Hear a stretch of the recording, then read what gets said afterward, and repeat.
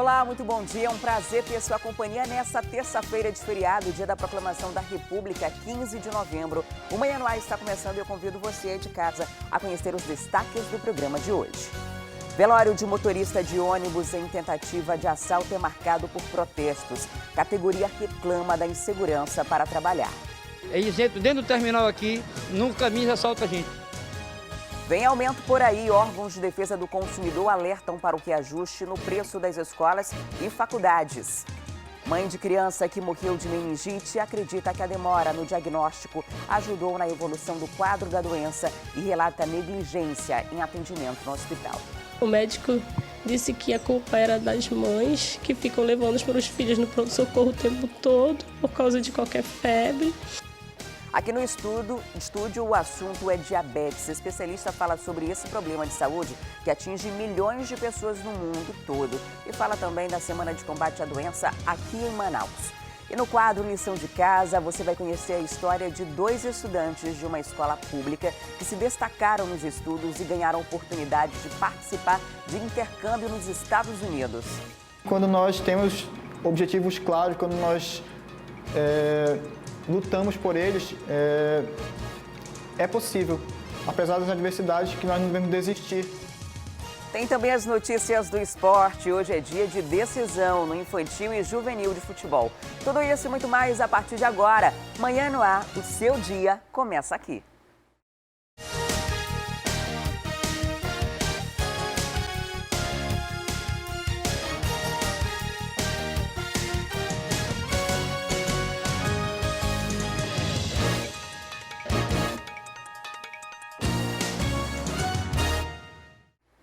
Olá, muito bom dia. São 6h03 e nós estamos ao vivo. Você pode participar do programa. A sua participação é muito importante para a gente. Então, manda as suas sugestões de reportagens, denúncias, flagrantes. É só enviar uma mensagem de áudio ou vídeo para o nosso WhatsApp. Anota aí, 992-25-8767. 9225-8767. Você também pode entrar na nossa página no Facebook e interagir com a gente por lá. Deixa seu recadinho. E o velório do motorista de ônibus Feitosa Amorim foi marcado por protesto. Ele foi morto no último domingo depois que 2 homens assaltaram o coletivo que ele dirigia. O velório do motorista Feitosa Amorim Félix, de 37 anos, aconteceu nessa igreja no bairro João Paulo, zona leste da cidade. Ele era um homem trabalhador e ele gostava muito de preservar a família dele. E agora, nesse momento mesmo, é um momento muito difícil para a família toda, né? Funcionários da empresa Global Green, onde Feitosa trabalhava, estiveram no velório. Em sinal de luto e protesto, eles paralisaram as atividades. Os ônibus que estavam na rua voltaram para a garagem e os coletivos da empresa não rodaram. A categoria reclama da falta de segurança nos coletivos. Esta cobradora conta que já foi assaltada 13 vezes durante o serviço. Na maioria das vezes eles entram no terminal, não dá para a gente perceber, quando acontece a maioria dos assaltos, né, que eles entram nos terminais. É filmado, mas talvez não seja passado para o secretário de segurança, porque ninguém é preso. Toda noite a gente vê os caras falando uma coisa dentro do terminal, estão vendendo droga dentro do terminal, eles entram dentro do terminal aqui, no caminho já assalta a gente. Ainda no velório, o vice-presidente do Sindicato dos Rodoviários esteve reunido com trabalhadores. Segundo Josildo, essa paralisação pode se tornar algo maior, envolvendo todas as empresas de ônibus. Vamos chamar as outras categorias para fazer uma grande manifestação para que o nosso governo desse estado possa dar uma resposta à sociedade. Feitosa Amorim foi morto com golpes de faca depois de um assalto à linha 093. Segundo a polícia, os criminosos entraram no coletivo na comunidade Bela Vista, no Poraquequara. E quando chegaram na Alameda Cosme Ferreira, anunciaram o assalto. Conseguiram pegar o valor, a quantia de R$55, né? E em seguida eles queriam sair pela porta da frente. Foi quando o motorista não abriu a princípio a porta está travada, e logo na sequência os meliantes ficaram impacientes, começaram a agredir o motorista começou a se defender, e aí o nacional Isaías estava com uma arma branca, uma faca, uma arma peixeira, começou a desferir os golpes no motorista. Os irmãos Adailton Farias Nunes, de 24 anos, e Isaías Farias Nunes, de 18, vão responder ao crime de latrocínio. Adailton já teve uma passagem, né? Já foi preso anteriormente por tráfico, salvo engano. e o Isaías não, vai ser preso pela primeira vez. Mas esse é um crime hediondo, né? Então é inafiançável, é um crime grave, mas que o melhor foi que eles foram presos, né? E foi feita a lavratura do flagrante no 14º DIP. E a circulação das linhas de ônibus de responsabilidade da empresa Global Green só voltou ao normal no início da tarde de ontem. Com a paralisação, cerca de 150 mil pessoas foram prejudicadas nas zonas leste e também na zona norte de Manaus. A Tamires Clé tem as informações. Os ônibus começaram a sair aqui da garagem da empresa Global Green por volta do meio-dia e antes mesmo das 5 horas da tarde, quase 100% da frota já havia voltado a circular. A empresa abastece a zona leste da cidade e com a paralisação, cerca de 150 mil pessoas foram prejudicadas. Em nota, o Sindicato das Empresas do Transporte Coletivo do Amazonas disse que a paralisação aconteceu por conta da morte de um motorista que morreu durante um assalto ao ônibus em que ele estava trabalhando. A nota disse ainda que esse não é um evento isolado e que de janeiro a outubro desse ano foram registrados mais de 2.700 assaltos a ônibus aqui em Manaus, o que dá uma média de 10 ônibus assaltados por dia. O prejuízo estimado é de R$ 804 mil, o que, segundo o sindicato, daria para comprar pelo menos 3 novos ônibus. E o jornal A Crítica de hoje também destaca: demora em abrir porta motivou crime. Bandidos teriam ficado nervosos com a demora para empreender fuga e matar o motorista. Você pode conferir essas e outras reportagens completas no seu celular ou tablet. É rápido e prático, é só baixar gratuitamente o aplicativo A Crítica Digital. Cadastrando-se, você ganha 1 mês de assinatura digital do melhor jornal do norte do país. O aplicativo já está disponível para os sistemas Android e iOS. A Crítica Digital, conteúdo grátis nas suas mãos. E voltando a falar sobre os rodoviários, uma greve geral foi anunciada para acontecer a partir de amanhã. A categoria pretende parar 70% da frota. Sobre esse assunto, eu converso agora com a Thea Morel. Olá, Thea, bom dia. O Sinetran já se posicionou sobre esse assunto. O que é que os rodoviários reivindicam agora? Bom dia, Adriane. Bom dia a todos. Olha, o Sindicato das Empresas de Transporte Coletivo de Manaus realmente tomou uma atitude em relação a essa possível paralisação que deve começar às 0 hora desta quarta-feira. Ou seja, amanhã a gente não deve ter aí boa parte dos ônibus circulando aqui em Manaus. O Sindicato das Empresas, o Sinetran, entrou com um pedido de liminar junto ao TRT, ao Tribunal Regional do Trabalho, para que essa paralisação não aconteça, né? Essa liminar seria aí uma garantia de que a greve não vá sair do papel, de que a greve não se realize, justamente porque eles estariam aí dispostos a negociar com o Sindicato dos Rodoviários. Mas a posição do Sindicato dos Rodoviários é um pouquinho diferente, viu, Adriane? O documento que eles protocolizaram, né, que eles realmente oficializaram em relação às reivindicações deles, dizem que, na verdade, até agora não aconteceu o processo de assinatura do dissídio coletivo 2016-2017. Essa é uma das reivindicações. O dissídio coletivo, para quem não sabe, são justamente os acordos trabalhistas, né, que são firmados aí entre os rodoviários, motoristas, cobradores, as pessoas que trabalham no sistema de transporte coletivo e os patrões. Esse dissídio não teria sido assinado até hoje. O sindicato teria procurado aí o Sinetran e teria procurado também a SMTU, que é a Superintendência Municipal de Transportes Urbanos, com a intenção de negociar a assinatura desse dissídio coletivo. Isso não aconteceu.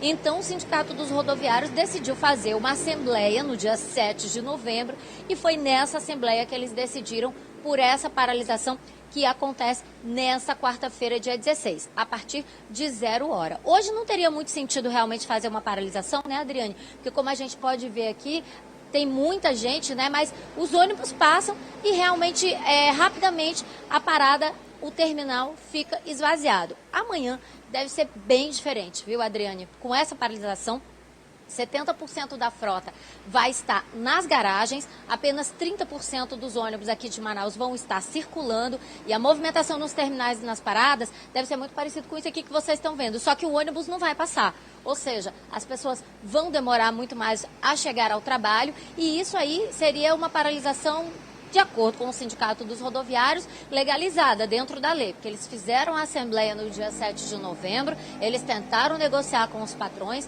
não obtiveram sucesso e aí programaram essa paralisação, já agendaram essa paralisação para a próxima quarta-feira. Tudo pode mudar em duas situações. A primeira delas, se realmente a desembargadora Francisca Rita, do TRT, der a liminar ao Senetran e com essa liminar impedir os rodoviários de fazer a greve nesta quarta-feira, ou então, se hoje o Sindicato dos Rodoviários sentar com o Senetran, sentar com a SMTU e eles conseguirem aí fazer a negociação das reivindicações. Uma outra reivindicação da categoria tem a ver com a compensação de horas extras. O Sindicato dos Rodoviários quer que essa compensação ela não exista mais, ela não aconteça mais. Normalmente motoristas e cobradores trabalham nos feriados e depois eles folgam, tem essa compensação. Eles acreditam que isso é uma coisa que é prejudicial para a categoria, eles querem que essa compensação não exista mais, né? E eles dizem aí que realmente já tentaram conversar sobre todas essas reivindicações que eles fizeram em outros momentos e não obtiveram sucesso. É muito possível também que a questão dos assaltos, que estão cada vez mais frequentes nos coletivos de Manaus, entre na pauta. Se houver manifestações por parte de motoristas e cobradores amanhã, se essa greve realmente acontecer, eles devem tocar também no assunto, porque a segurança da classe trabalhadora é uma das preocupações também do Sindicato dos Rodoviários. Até agora, por enquanto, sem a liminar do TRT e sem uma negociação entre rodoviários e entre os patrões, greve programada para amanhã a partir de 0 hora e apenas 30% da frota circulando aqui na capital do Amazonas. Teia, me causa uma surpresa a quantidade de pessoas que está em busca do transporte coletivo hoje, né? No feriado, agora são 6 horas e 13 minutos ainda e já tem bastante gente no terminal. Imagina amanhã se esses ônibus não circularem, né? Por isso é importante que essas pessoas todas que usam transporte coletivo já fiquem preparadas, porque possivelmente vai acontecer a paralisação. Quando não há a comunicação no Tribunal do Trabalho, eles já fazem esses protestos. Imagina quando já está tudo legalizado, né? Para que haja essa paralisação. Agora, o que está previsto é só amanhã ou essa paralisação pode se estender? Olha, Adriane, tudo depende realmente da negociação entre patrões e empregados, né? A princípio, o que está previsto, que foi negociado por parte do Sindicato dos Rodoviários e o que foi aprovado em Assembleia foi uma greve, realmente. Uma greve que, seguindo aí os indicativos de lei, tem que ter um mínimo da frota circulando, né? Ela já deve causar muito transtorno. Mas provavelmente, se tudo estiver dentro da lei, se tudo estiver dentro daquilo que eles querem, eles podem pressionar ainda mais o Sindicato das Empresas de Transporte Coletivo e manter essa greve por outros dias. Que é uma coisa que ninguém quer aqui na cidade de Manaus, né? Principalmente esses trabalhadores, que ó, se num dia de feriado todo mundo já se amontou assim, na tentativa realmente de pegar um ônibus, né? Imagina no dia de trabalho normal, amanhã é um dia em que todo mundo vai estar voltando do feriado, né? Muita gente vai ter que trabalhar realmente, não só as pessoas que trabalham, que fazem extras, como as pessoas que estão trabalhando hoje no feriado, como eu e você. Enfim, amanhã certamente transtorno garantido se essa greve realmente acontecer. Ok, Teia, muito obrigada pelas informações. E 4 homens assaltaram uma pousada na Avenida Max Teixeira, na zona norte da cidade. Eles levaram o carro do proprietário, além de R$19 mil e outros objetos de valor. Quem tem outras informações é o Danilo Alves. Estamos na Avenida Max Teixeira, em frente a esta pousada. De acordo com informações da Polícia Militar, por volta das 6h30 da manhã, 4 homens vieram por essa rua e entraram aqui. Já anunciaram o assalto. Os 4 estavam armados e falaram que precisavam do dinheiro da renda do fim de semana. Eles ficaram 1 hora aqui dentro do motel. E foi nesse intervalo que eles conseguiram levar não só a renda, mas também muitos objetos de valor, como celulares e outros objetos aqui dentro da pousada. Ao todo, R$19 mil foi levado. Eles acabaram fugindo aqui com o carro do proprietário do motel. E foi encontrado só horas depois esse carro. O caso foi registrado no 6º Distrito Integrado de Polícia e encaminhado até a delegacia especializada em roubos, furtos e defraudações. E na tarde de ontem, um taxista de 60 anos foi esfaqueado durante um assalto no bairro Petrópolis. Um casal é suspeito de ter cometido o crime. O Danilo também traz esses detalhes. O taxista Raimundo Francisco Viana de Souza, de 60 anos, trabalhava quando resolveu pegar uma corrida com um casal. Foi então que na rua Nova Olinda eles anunciaram um assalto. Foi então que o idoso acabou reagindo por não tentar entrar dentro do porta-malas. Foi então que ele foi esfaqueado. Ele pegou essa corrida desse casal ali naquela principal, Bernardo Miquiles, próximo daquela antiga Grande Santa Marta, e eles fizeram um balão para a rua de trás, que é a rua da escola do Instituto Esther. Chegando lá, eles começaram uma luta dentro do carro. Foi quando tiraram meu pai de dentro do carro, já sangrando, ele já tinha sido golpeado, e aí tentaram colocar ele dentro do porta-malas. Quando os populares viram a situação, começaram a gritar, e aí espantaram eles. Os dois suspeitos conseguiram fugir por um matagal. A polícia, a terceira companhia interativa comunitária, começou as buscas, mas as investigações só devem iniciar na quarta-feira, quando há o expediente da Polícia Civil. E alunos de uma turma de alfabetização de uma escola municipal do bairro Coroado estão sem aula há 2 meses. De acordo com os pais, até o momento, a CEMED não disponibilizou um professor substituto aos alunos. A Carol Queiroz tem os detalhes. Confira. Escola Municipal Professora Maria Rodrigues Tapajós. Estamos no bairro Coroado. Um grupo de pais está realmente preocupado com uma situação que está acontecendo aqui nessa escola. Uma turma não tem aula. E não tem aula há 2 meses. As crianças dessa turma estão em período de alfabetização, um período importantíssimo na formação da criança. Vai aprender a ler, aprender a escrever, aprender a fazer as contas básicas de matemática.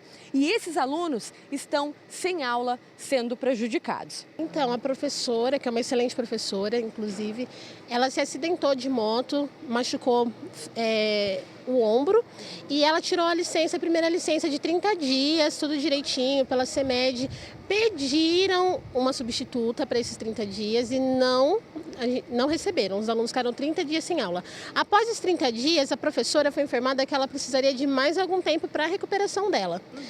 E mesmo com a licença dela toda certinha, não receberam um substituto. A gente vem, conversa com a diretora, eu tenho outra filha que estuda aqui, a escola é uma boa escola. Todo dia, quando eu venho buscar minha filha, sempre a gente pergunta para a diretora se tem previsão de uma outra professora e nunca tem. Eles não têm retorno de uma substituta. Dia 16, vão fazer 2 meses que as crianças estão sem aula. Infelizmente, a professora não tem nem previsão de voltar. Talvez acabe o ano e não continue sem aula. Você tem ensinado sua filha em casa? Isso. Tem alfabetizado sua filha em casa para não perder? Isso. Tenho ensinado ela todos os dias na minha casa. A minha filha tem 6 anos, ela já está lendo. Entendeu? A gente está iniciando agora o processo de escrita, ela já conhece os números, já está fazendo pequenas contas. Então, eu sei que como professora, ela precisa disso, ela não vai perder. Mas eu sei que nem todas as mães têm essa condição. Umas porque não entendem, não sabem como ensinar, não sabem como alfabetizar uma criança, e outras porque trabalham, porque não tem tempo, porque tem outras coisas para fazer, entendeu? Então, assim, são 30 alunos que estão sendo prejudicados. A gente vai tentar falar aqui na escola com a diretora para ver se há uma posição aqui da escola. Vamos comigo. Bom dia, tudo bom? A gente está vendo aqui a situação de uma turminha da escola que está sem aula ainda, né? A senhora é a diretora? Eu sou professora. É professora. Uhum. A diretora está aí dentro. Ah, entendi. Será que ela pode falar com a gente? Ela não pode dar entrevista, tá? Tem que procurar assessoria de comunicação. Tá certo. Você que é mãe da Heloísa, no mínimo está preocupada demais. Demais. Até porque eu trabalho à noite, meu tempo é puxado. Aí de manhã minha filha mais velha traz ela para a escola. E como o dia que eu trabalho, quando eu estou de plantão, aí a minha filha mais velha traz ela para a escola e eu venho pegar. E no caso agora, ela está tendo que ficar só em casa até o tempo de eu chegar em casa, saindo do trabalho, entendeu? Passar essas crianças para o próximo ano sem que elas tenham recebido esse conteúdo não é a solução. Isso. Na verdade, a gente fica de mãos atadas, porque, na realidade, essa não é a solução. Porém, o problema não é meu e vai me prejudicar a minha filha se ela for retida nessa série que ela está.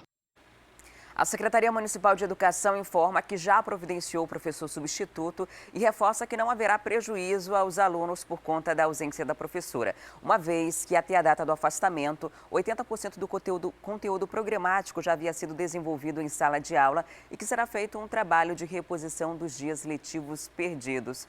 Como assim, CEMED, não vai prejudicar o andamento? São 2 meses de aula. São alunos que estão na alfabetização, deveriam estar aprendendo a ler agora. Não tem como você tirar 2 meses de aula e dizer que não vai haver prejuízo nenhum. Esse professor já deveria ser substituído há muito tempo para evitar esse transtorno, que não é só um transtorno para a aprendizagem do aluno, é um transtorno também para a família, porque você se programa, você tem toda uma programação familiar de deixar a criança na escola. Nesse momento, os pais vão trabalhar, providenciar as coisas de casa e, de repente, toda essa rotina fica comprometida por falta de um professor substituto que já está há 2 meses, né? Amanhã completa 2 meses aí nessa escola. A gente espera, de fato, que amanhã já tenha professor. E está aberta a temporada de matrículas escolares. Muitos colégios e faculdades reajustaram o valor das mensalidades. O aumento é normal nessa época, mas é preciso ficar de olho para que a correção não seja abusiva. Com a crise financeira, muitas escolas têm feito promoções e negociado dívidas. Retirando juros, multas, parcelando, fazendo permuta também e facilitando para o nosso cliente para que ele consiga pagar as mensalidades. Quando o assunto é reajuste da mensalidade, os pais ou responsáveis devem ficar bastante atentos. Geralmente, no ato da matrícula, eles assinam um contrato como esse. E a primeira dica é ler atentamente todos os itens. O serviço educacional é uma outorga de crédito cobrada em forma de anuidade. Os valores são parcelados mensalmente e aumentos de um ano para o outro precisam ser justificados. A secretária do Procon Amazonas explica que tudo deve estar descrito no contrato. E o percentual de reajuste deve ser comparado à planilha de custos do estabelecimento de ensino. O que acontece? Muitos aumentos são dados sem a devida justificação. Então, o estabelecimento de ensino, ele vai dar o reajuste, mas ele tem que justificar em que circunstâncias foi dado esse reajuste. Qual a implementação que foi feita para que se efetivou esse reajuste. Então, é isso, daí a observância dos pais junto ao devido contrato. Em caso de dúvidas ou irregularidades, o Procon deve ser acionado. Roseli também alerta, nem sempre o melhor preço é o que mais compensa. Não adianta você ter um preço bem abaixo do mercado e em detrimento da falta de segurança, da falta de higiene. Então, eu digo sempre que o consumidor, no caso, principalmente do estabelecimento de ensino, porque é o teu filho que vai ficar ali. Então, grande parte do dia, seu filho vai ficar ali naquele estabelecimento de ensino, naquele colégio, naquela escola. Então, convém aliar o preço justo à qualidade de serviço. E em tempos de crise financeira, tem muita gente sacando dinheiro da poupança para pagar as dívidas. E segundo o Banco Central, isso tem se tornado comum nos últimos 2 anos. O problema é que tem muito brasileiro sem condições de poupar.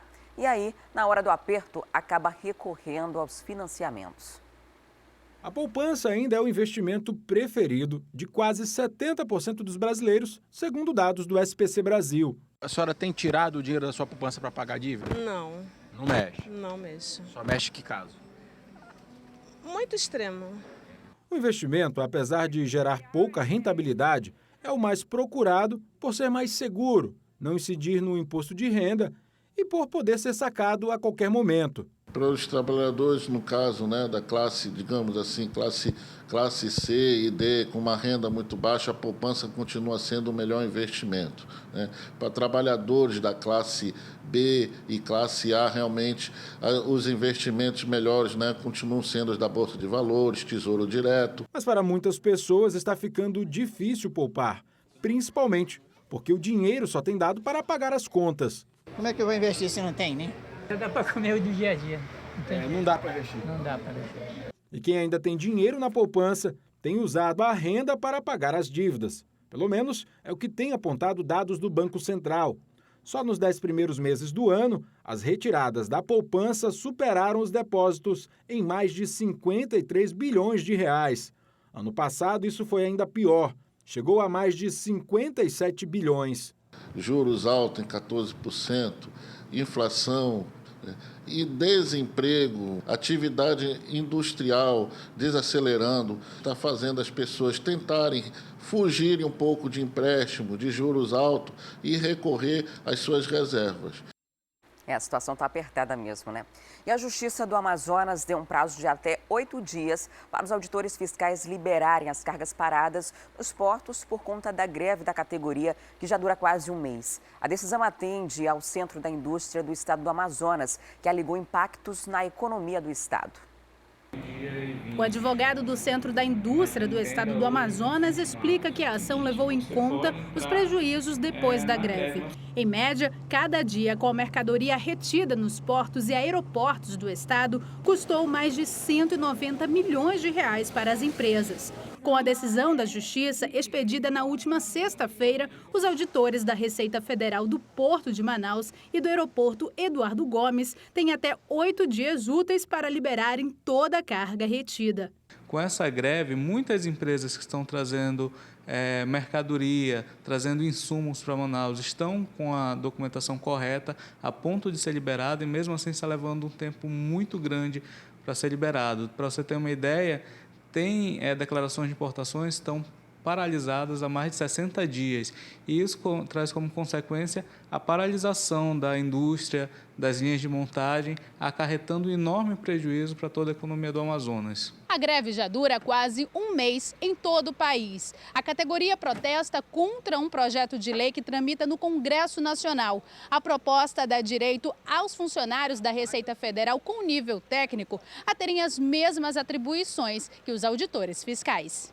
A categoria ainda pode recorrer da decisão. Todo trabalhador ele tem legitimidade de reclamar o que lhe é de direito, e a greve é um meio legal. O que a gente está discutindo é o direito de liberação dessa mercadoria. Se a mercadoria, a carga, os insumos chegaram, estão com todas as documentações de forma legal, elas devem ser liberadas sob pena de prejudicar o direito tanto da indústria quanto de toda a população amazonense que sofre o reflexo da paralisação do Distrito Industrial de Manaus. Como mostramos ontem aqui no Manhã no Ar, uma criança de 2 anos morreu na semana passada por causa de um tipo raro de meningite. Vicente demorou para ter o diagnóstico da doença e, de acordo com a mãe, esse pode ter sido o motivo do agravamento do quadro do menino. Eu conversei com a Luana Monte, que é a mãe do Vicente, e ela acredita que houve negligência durante o atendimento médico do filho. Eu estou aqui com a Luana, ela é a mãe do Vicente, que na última quinta-feira morreu aqui em Manaus com a meningite rara. Mas antes desse quadro se agravar, ela percebeu a febre do filho no domingo da semana passada. Procurou na segunda imediatamente o hospital, mas foi mandada para casa dizendo que não era nada, né? Exatamente. Levei ele no pronto-socorro da Unimed, na Constantino Neri. A médica examinou, fez um exame de tórax para saber se era pneumonia, descartou e disse que meu filho não tinha nada, que era para ele ir para casa e era para eu tratar essa febre em casa. O problema continuou, persistiu, ela deu os medicamentos, mas a febre ia e voltava. Na terça, foi de novo na emergência. Na terça-feira à noite, ele apresentou febres muito altas, levei no pronto-socorro. Eles mandaram dar um banho nele, fizeram o exame de sangue. E depois, quando eu retornei com outro médico, porque havia trocado o plantão, o médico disse que a culpa era das mães, que ficam levando os filhos no pronto-socorro o tempo todo, por causa de qualquer febre, e que eu estava muito histérica, muito preocupada por nada. Os primeiros médicos trataram como se fosse excesso de zelo da sua parte. Exatamente. Eles disseram que agora qualquer mãe fica levando os filhos por qualquer febrinha, fica levando no pronto-socorro. E não era qualquer febrinha. Uma febrinha é 37 graus, 37,5. Meu filho só tinha 38,5, 40, febre que ele nunca tinha apresentado. Na quarta, ele aparentou uma certa melhora, né? Sim, ele aparentou uma certa melhora. Eu levei na pediatra, ela avaliou, mas pediu para eu ficar observando, porque essas febres não eram normais e que poderia aparecer mais alguma coisa.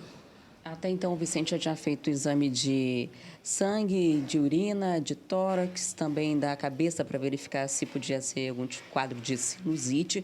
Mas na quinta-feira ele já amanheceu muito mal e foi para a emergência mais uma vez lá na Unimed. E foi quando houve o diagnóstico já com o 6º médico, né?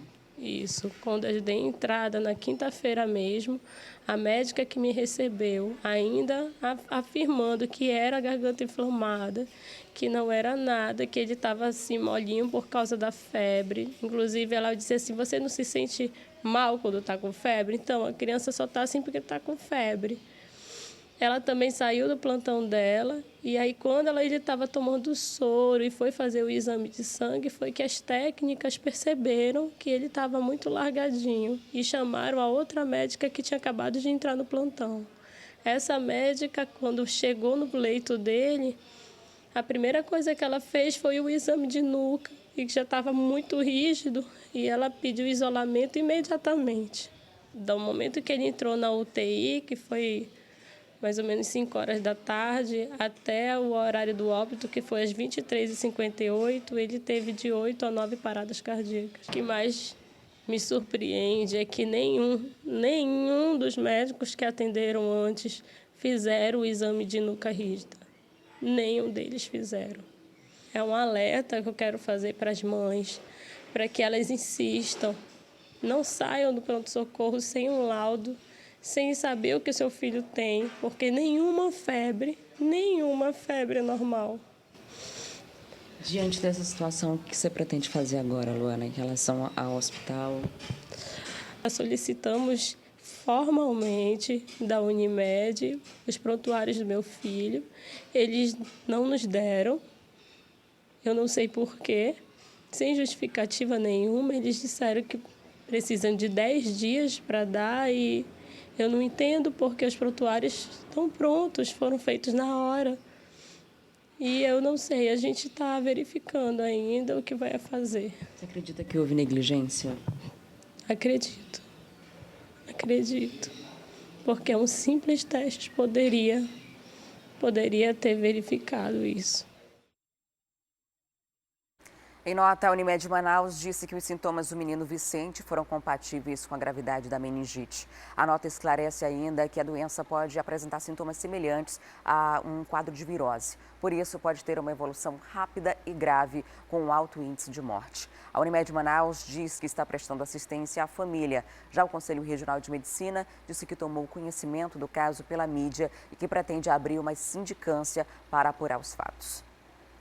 E agora a gente fala sobre o combate ao diabetes. Ontem foi o Dia Mundial de Combate à Doença. Segundo dados da Organização Mundial de Saúde, a OMS, o número de pessoas com diabetes no mundo passou de 108 milhões em 1980 para 428 milhões em 2014. No Brasil, se estima que o número seja de 14 milhões. Só que no Amazonas, a doença matou mais de 7 mil nos últimos 5 anos. Para falar mais sobre essa doença silenciosa, eu recebo aqui no estúdio do Manhã no Ar a doutora Débora Laredo Gesine, que é presidente da Sociedade Brasileira de Diabetes. Seja muito bem-vinda ao Manhã no Ar. Obrigada, bom dia. Bom dia a todos. Diabetes é uma das que a gente ouve muito falar, mas a incidência ainda é muito grande. Existem 2 tipos, né? Gostaria que a gente começasse a entrevista, a senhora explicando esses 2 tipos. Uma predisposição genética. Sim, são completamente diferentes, né? Diabetes, a gente classifica eles como tipo 1 e tipo 2. O tipo 1, a gente coloca, são os pacientes já que são comumente diagnosticados na infância, são crianças, adolescentes, jovens, que são acometidos de um problema sério que compromete o pâncreas definitivamente, e esse indivíduo ele precisa, para tratamento, sempre tomar insulina, né? Já o paciente tipo 2, já é um outro tipo relacionado, todos são ligados à glicose alta, mas o tipo 2 ele está ligado muito mais à obesidade, ao sedentarismo. É o que a gente chama de adquirida? Vamos dizer assim, porque no fundo você precisa ter um componentezinho genético, né? E o ambiente ele gerencia muito mais o surgimento da doença, porque mesmo se você tiver uma genética, mas se você preservar o seu peso, não engordar, fazer exercícios regulares, você pode prevenir a doença, né? Agora, quando é diagnosticado logo no início, é possível manter uma qualidade de vida normal mesmo tendo a doença? Sim, com certeza. O melhor momento é o começo, por isso que a pessoa não pode relevar, não dá valor à alteração inicial, que é a mudança de comportamento, que você passe a fazer o controle na alimentação, corrija o peso, faça exercício, só com isso você já previne o avançar da doença, você já previne as complicações, você já previne muita coisa. Agora, quando isso é ignorado, principalmente o tratamento, a situação pode se agravar muito. A gente tem casos de diabetes que geram amputação, que geram cegueira, né? O que acontece para chegar a esse extremo dessas consequências mais graves? Realmente, você bem colocou, às vezes a pessoa ela não quer enxergar, né? Não quer acreditar que tem o problema, então muitas vezes é dado o diagnóstico, mas a pessoa não leva aquilo em consideração e a doença vai ganhando força. A gente sempre diz, não vire de costas para o diabetes. Ele não pode ser virado de costas, porque é uma doença silenciosa que você, no fundo, você não percebe, né? E o sintoma, ele só vai aparecer de verdade quando ele já está com nível muito alto. E quando ele está com nível muito elevado, já há riscos de você ter complicações avançando. Entendeu? Agora, para quem está acompanhando a gente em casa agora, existe algum sintoma, aliás, os sintomas que indicam que há diabetes, já algo que se manifesta no nosso corpo, que já sirva de alerta para procurar imediatamente o médico? Sim, o ideal é você procurar fazer a avaliação antes de surgir os sintomas. Por exemplo, se você já tiver mais de 40 anos, se você tiver acima do peso, né? Já for hipertenso, tiver história na família de diabetes, se você já foi, por exemplo, se é uma mulher que teve um filho muito grande, um bebê com mais de 4 quilos, isso é o que a gente chama de macrosomia fetal, é um fator de risco. Então, se você tem fatores de risco, o ideal é você fazer uma glicose, um exame de glicemia, de jejum, te dá uma avaliada.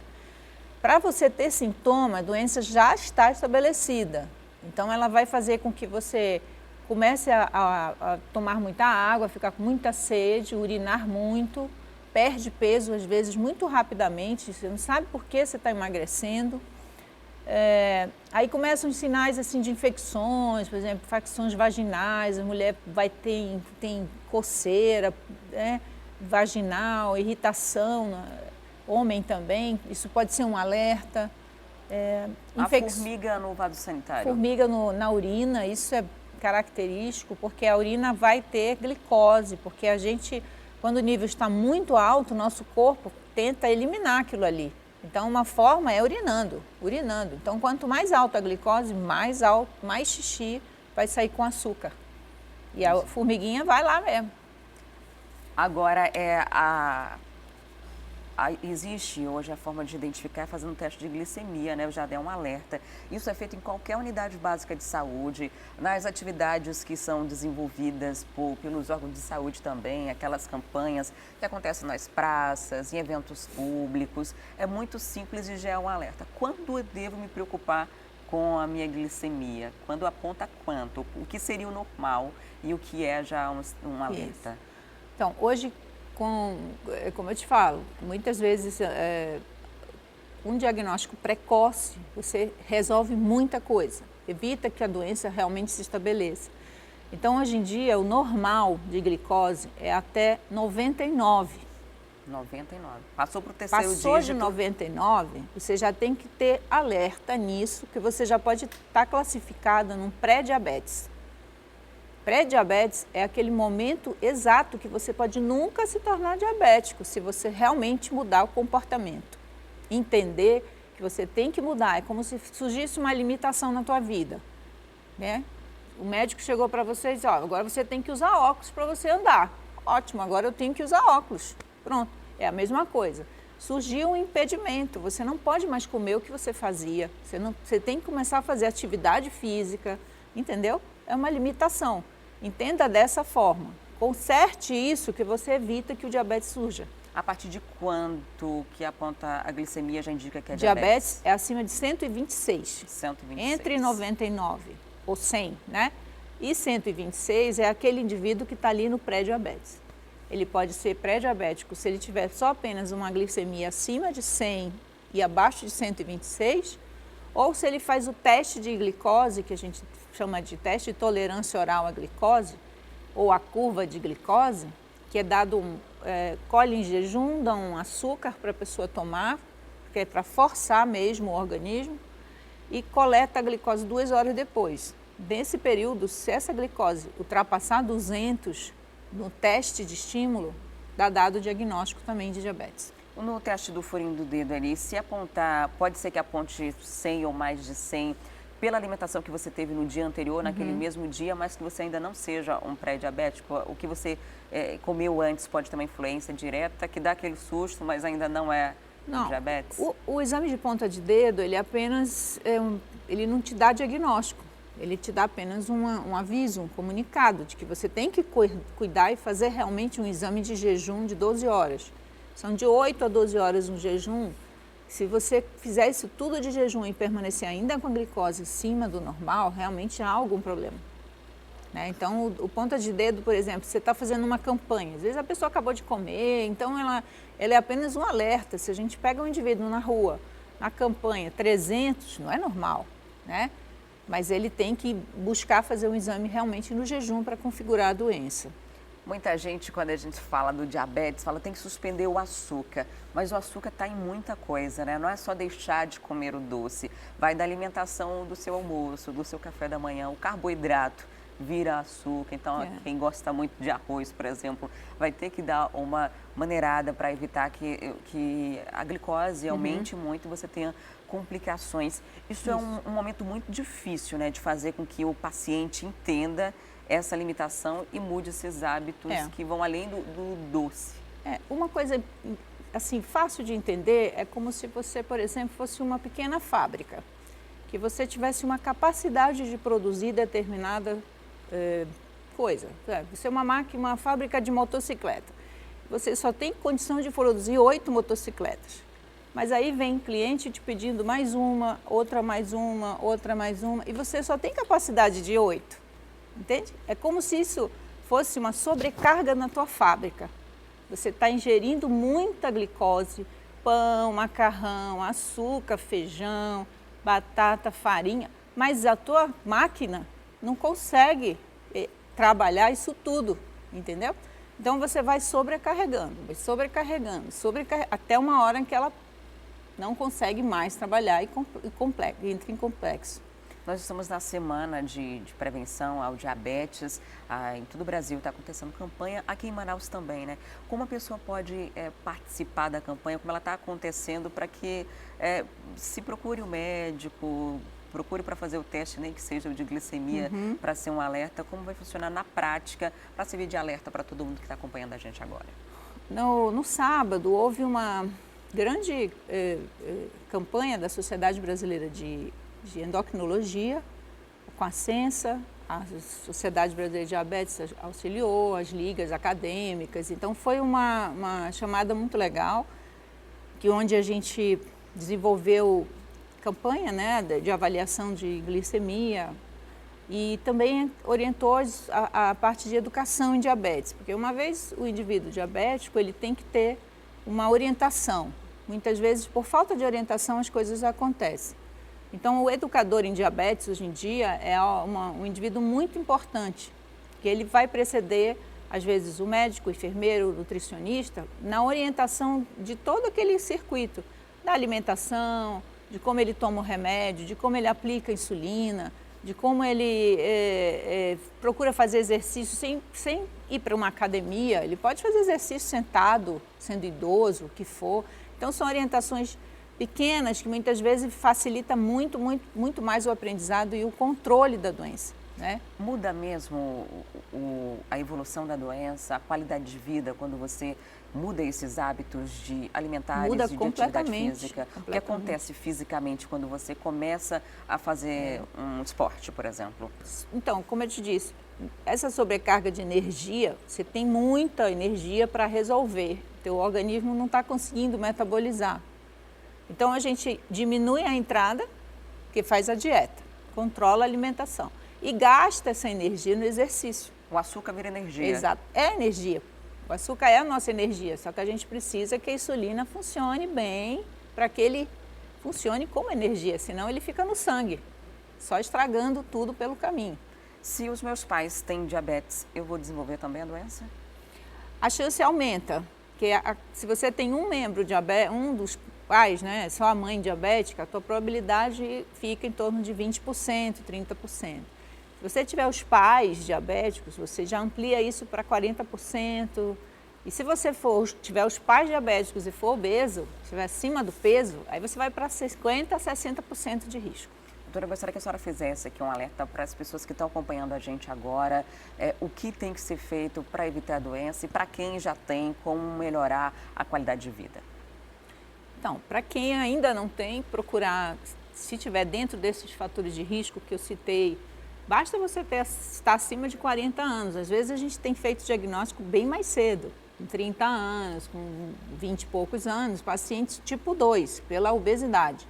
Então, se você estiver realmente acima do peso, se estiver sedentário, com um ambiente muito estressante na sua vida, dê uma parada, dê uma olhada nisso tudo, porque isso pode fazer aumentar o risco de você adquirir diabetes, porque diabetes também vem de tudo isso, né? É uma soma de tudo isso errado que faz com que você abra um quadro de doença metabólica. E essa doença metabólica, ela tem uma chance muito maior de você ter problemas, por exemplo, cardiovasculares.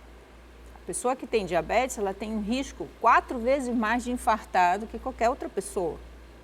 Então, se você cuida desde o comecinho, esse risco vai cada vez diminuindo, né? E você sendo diabético, entenda de uma outra maneira, veja por um lado positivo, que ele vai te fazer você ter uma vida mais saudável, que você não estava conseguindo ter. Então, bom, agora eu vou ter que fazer. E passe a fazer mais exercícios, passe a fazer uma dieta mais saudável, uma alimentação melhor. São escolhas. A gente pode estar entre um alimento frito e um assado. Ah, eu não tenho outro jeito. Então pega o assado, já não come o frito, né? Já diminui determinadas coisas. Procure alimentar-se com mais verduras, salada, verduras, frutas, né? Tudo isso são mais importantes do que você comer fast food, comer alimentos prontos, fritura, coisa assim. Essas coisas que tem que ter um alerta. Aí vem aqui a nossa região, nós comemos muita farinha, né? A região. Farinha é um componente muito rico em carboidrato.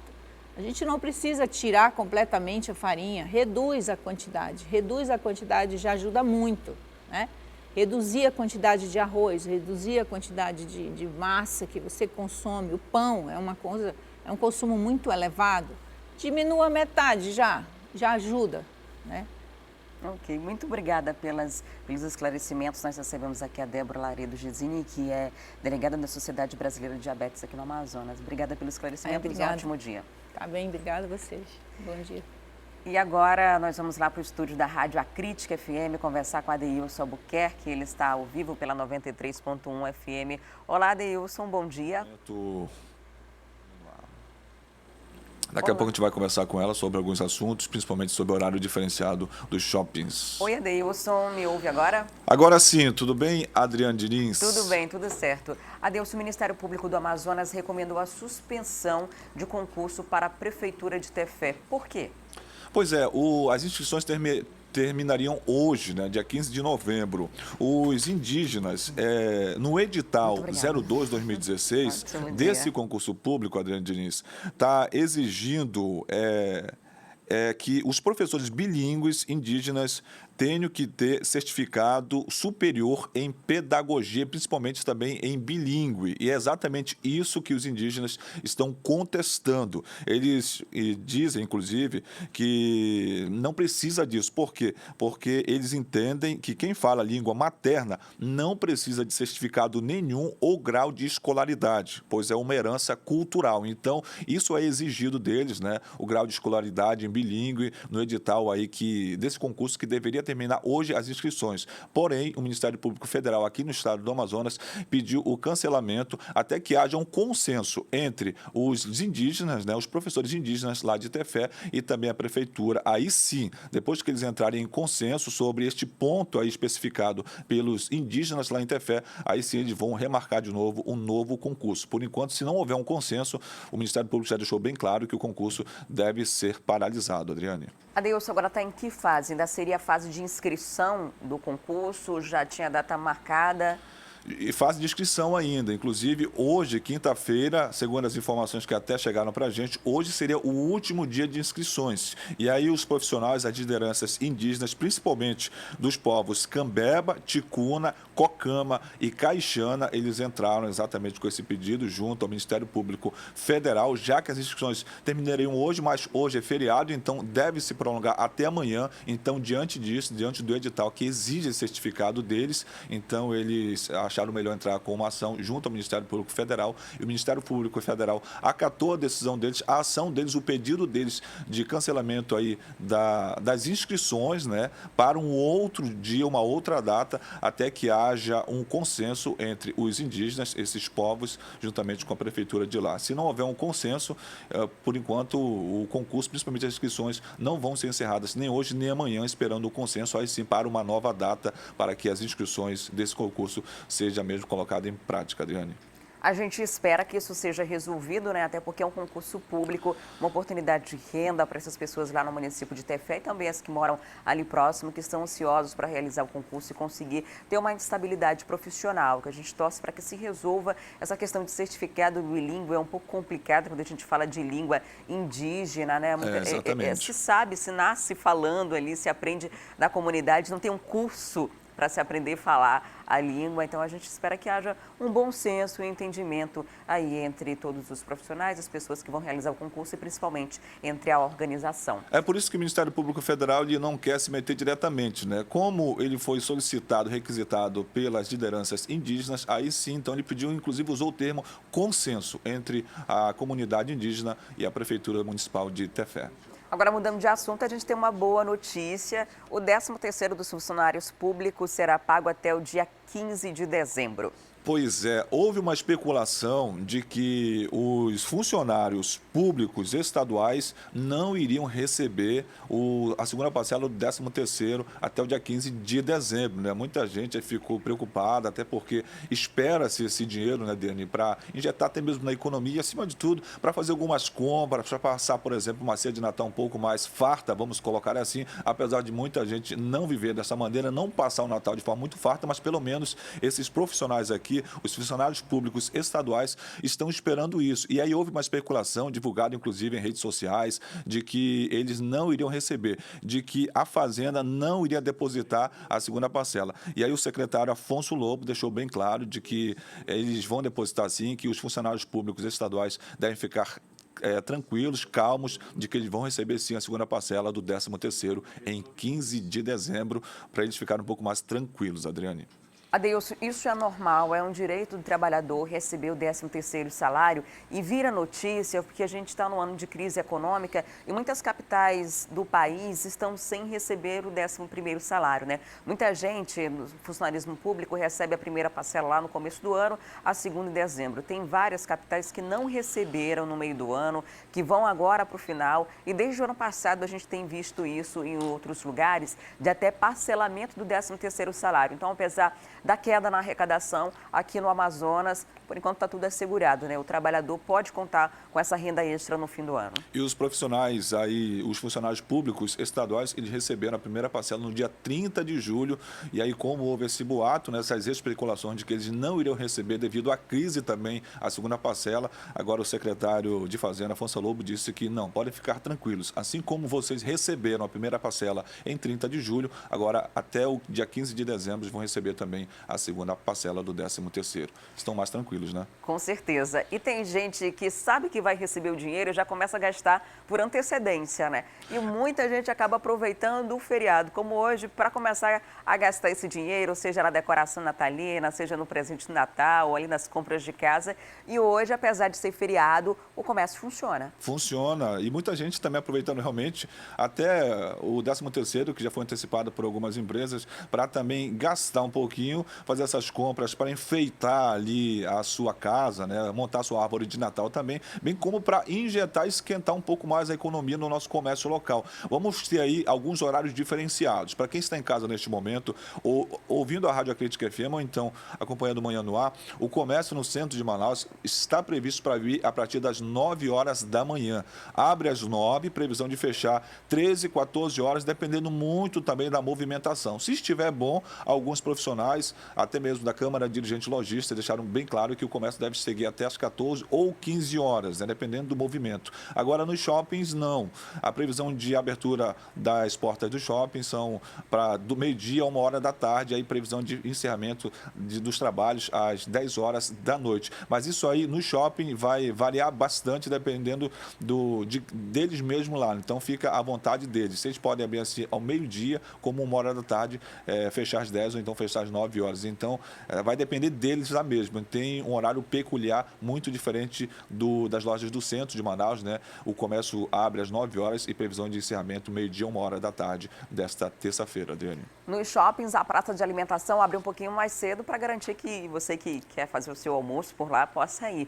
E tem um detalhe, os shoppings estão todos decorados já, né? Com a decoração de Natal, tá tudo muito bonito. Uma oportunidade também de passear com a família, fazer as compras, injetar dinheiro nessa economia e dar um up aí na economia do estado, que está precisando bastante, né? E quando o comércio vende, é um efeito cascata, as coisas melhoram em todos os outros segmentos, né? Porque tem trabalho, tem gente comprando, tem dinheiro circulando dentro da cidade. Exatamente. Perfeitamente. Inclusive, eu que moro, por exemplo, ali para o lado da Zona Norte, da capital do Amazonas, anteriormente, a gente sabe que nos últimos anos, alguns shoppings foram construídos na Zona Norte de Manaus, né? Então, o aquecimento das vendas também melhorou muito naquela área.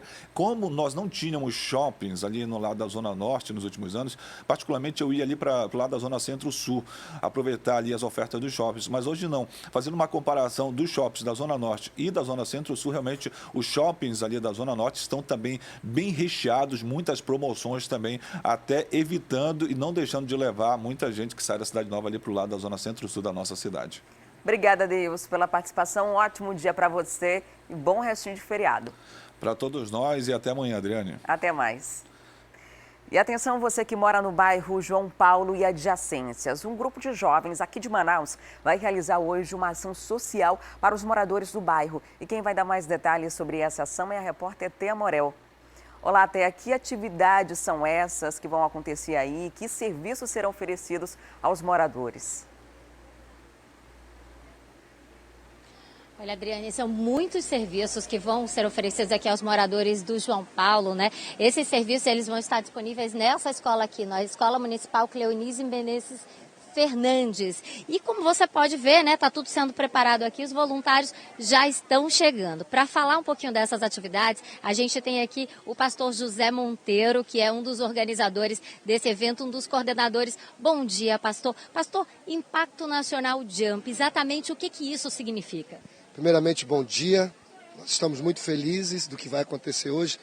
O Impacto Nacional Jump é um projeto social que ele acontece todo ano, uma vez por ano, simultaneamente em todo o Brasil, onde uma juventude, né, evangélica se reúne em todo o Brasil e escolhe uma comunidade para prestar serviço. E esse ano aqui em Manaus, nós escolhemos a comunidade João Paulo II. João Paulo II, na verdade. E que serviços vão ser esses que vão estar sendo oferecidos aí para a comunidade a partir de 9 da manhã aqui na escola? Olha, são vários serviços, né? Atendimento médico, nós vamos ter cardiologista, ginecologista, pediatra, clínico geral, odontologista, né?